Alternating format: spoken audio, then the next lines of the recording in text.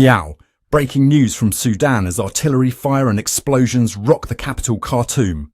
The Sudanese Army has just launched a major offensive to regain control from paramilitary forces. In the early hours of September 26, 2024, the Sudanese Armed Forces, led by General Abdel Fattah al-Burhan, initiated a large-scale assault against the Rapid Support Forces, commanded by Mohammed Hamdan Dagalo, also known as Hemedti.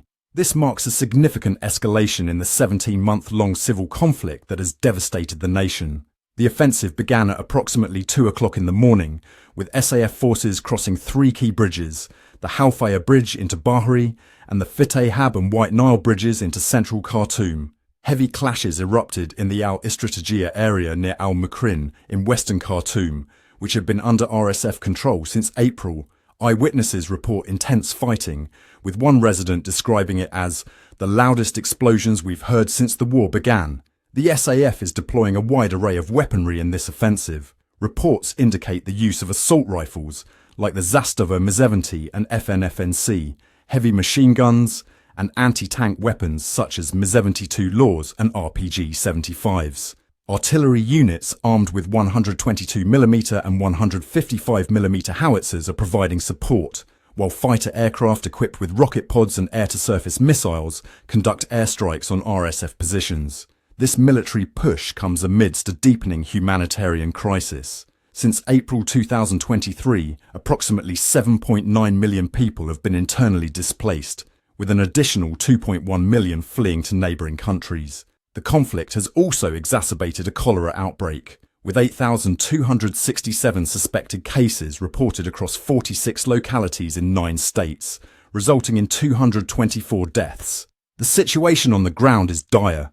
One aid worker described the scenes in Khartoum as catastrophic, stating, "Hospitals are overwhelmed, food and water are scarce, and the streets are littered with bodies." The United Nations has warned that Sudan is on the brink of a full-scale famine if the fighting doesn't cease immediately. General al-Burhan claims this offensive is necessary to restore stability and sovereignty, but humanitarian organisations argue it's only worsening civilian suffering. Meanwhile, Hemedti's RSF, estimated to have between 20,000 to 30,000 fighters in Khartoum, continues to assert its own military successes, further complicating the narrative. The roots of this conflict stretch back to the flawed transition established after the ousting of longtime dictator Omar al-Bashir in 2019.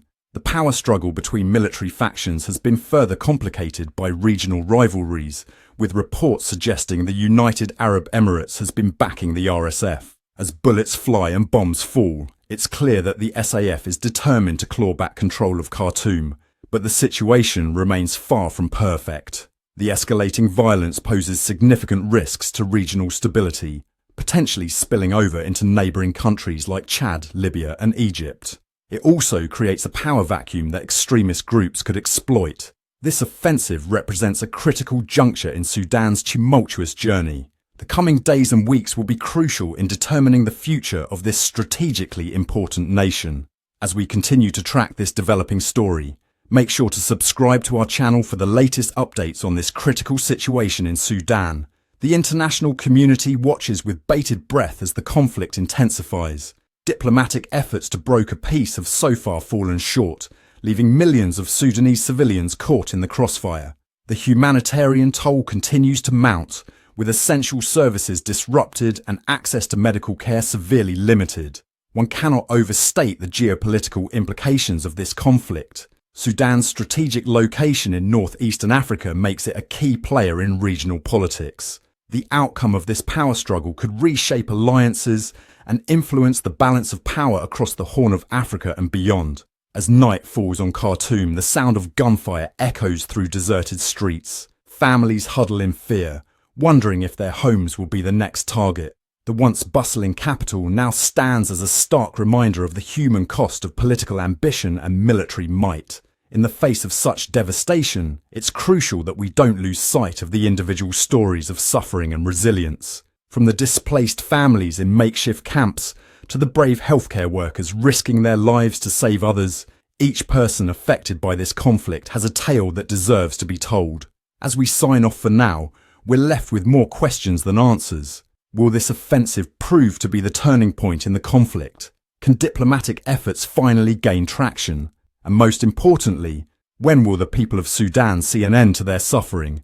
Only time will tell, but one thing is certain: the world must not turn a blind eye to the unfolding tragedy in Sudan. I'm Ron de Parmesan, and this has been another Newscat special report. Thank you for watching, and stay tuned for more updates. Mel.